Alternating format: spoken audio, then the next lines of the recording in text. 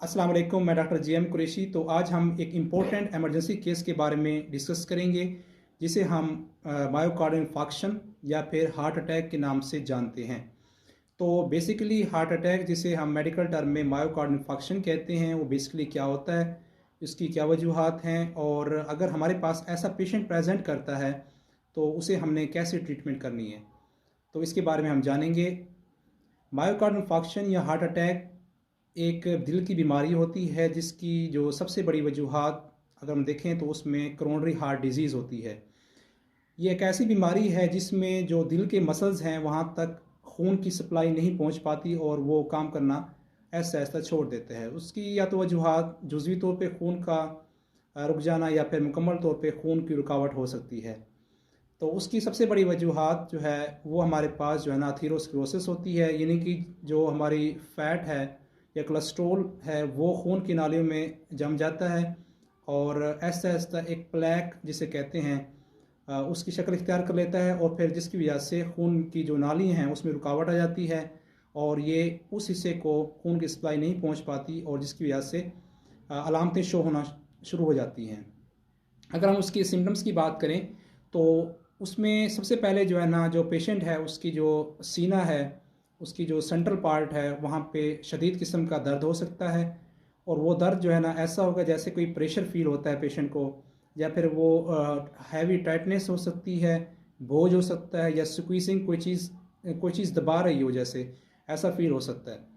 तो ये पेन जो है ना दोनों कंधों की तरफ जा सकता है, उसके अलावा बैक की तरफ जा सकता है, उसके अलावा जो है ना ये गर्दन की तरफ जा सकता है और मेनली जो है ना ये कहाँ पे जाता है, ये आपकी जो लेफ़्ट आर्म है वहाँ पे ये रेडिएट करता है। उसके अलावा जबड़ों में जा सकता है, दांतों की तरफ जा सकता है। तो बाज़ ये जो है ना सीने में जलन के तौर पे भी ये प्रेजेंट कर सकता है, जिसकी वजह से हम मिसकंसेप्शन हो जाती है कि आया कि ये मैदे का दर्द है या फिर दिल की बीमारी है। तो ये भी काफ़ी इंपॉर्टेंट हो जाता है हमारे लिए डायग्नोस करना। इसके अलावा जो है ना वोमिटिंग हो सकती है, क्या आ सकती है, आपको थकावट हो सकती है। इसके अलावा पसीने वगैरह भी आ सकते हैं और आपकी जो बॉडी है वो पड़ सकती है, ठंडी पड़ सकती है। इसके अलावा शॉर्टनेस ऑफ ब्रेथ, यानी कि सांस में जो है ना वो दुश्वारी हो सकती है और पेशेंट जो है वो बेहोशी की तरफ भी जा सकता है। ये तमाम अलामतें हैं जिसकी बुनियाद पे आप सोच सकते हैं कि वो पेशेंट जो है ना वो मायोकार्डियल इंफार्क्शन यानी हार्ट अटैक का पेशेंट है। तो इस सूरत में आप कहीं भी जा रहे हो रास्ते में तो आपने क्या करना है, अगर ऐसा पेशेंट आपको प्रेजेंट करता है तो आपने सबसे पहले जो है ना उसको एस्प्रिन यानी जो डिस्प्रिन के नाम से गोली आती है वो आपने उसकी ज़ुबान के नीचे रखवा देनी है। लेकिन उसमें कुछ शर्त है कि वो पेशेंट जो है ना वो इंजरी ना हो, पेशेंट को ब्लीडिंग ना हो रही हो, तब आप एस्प्रिन नहीं दे सकते। या फिर उसको कोई ब्लड डिसऑर्डर ना हो, कोई खून की बीमारी ना हो, तब भी आप उसको एस्प्रिन प्रिस्क्राइब नहीं कर सकते, उसको एस्प्रिन नहीं दे सकते क्योंकि मज़ीद उससे ब्लीडिंग हो सकती है। इसके अलावा नाइट्रोग्लिसरीन भी दे सकते हैं आप, बशर्त ये कि पहले आपकी जो डॉक्टर है उसने प्रिस्क्राइब की हो। तो अगर डॉक्टर ने मना किया हो तो आप उस सूरत में नहीं दे सकते।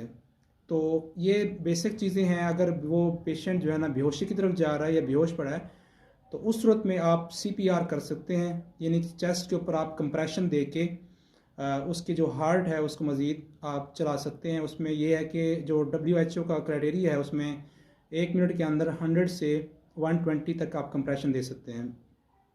तो इस दौरान आपने क्या करना है, जो मेंस का जो इलाज है वो उसका जो है ना आपने उसको रेफ़र कर देना है। जल्द अज जल्द आपने उसको कोशिश करनी है कि जो करीबी बड़ा हॉस्पिटल हो जहाँ पे तमाम जो फैसिलिटीज़ हों, ईसीजी की फैसिलिटीज़ हों और दूसरी जो कार्डिक फैसिलिटीज़ हों, तो वहाँ तक आपने पेशेंट को पहुँचाना है। ठीक है, तो आपने इस चीज़ का इंतज़ार नहीं करना बिल्कुल भी।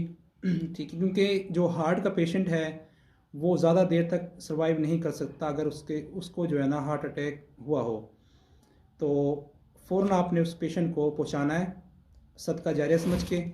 ठीक है, तो ये वीडियो आपको उम्मीद है कि समझ आई होगी। तो आपने जो है ना इस वीडियो को शेयर करना है ताकि वो लोग जिन्हें इस बारे में इंफॉर्मेशन नहीं है उन तक ये इंफॉर्मेशन पहुंच सके और काफ़ी जो है ना कीमती जानों का जो बचत है वो हो सके। So thank you so much. ऐसी वीडियोज़ के लिए हमारे चैनल को सब्सक्राइब कीजिए। अल्लाह हाफिज़।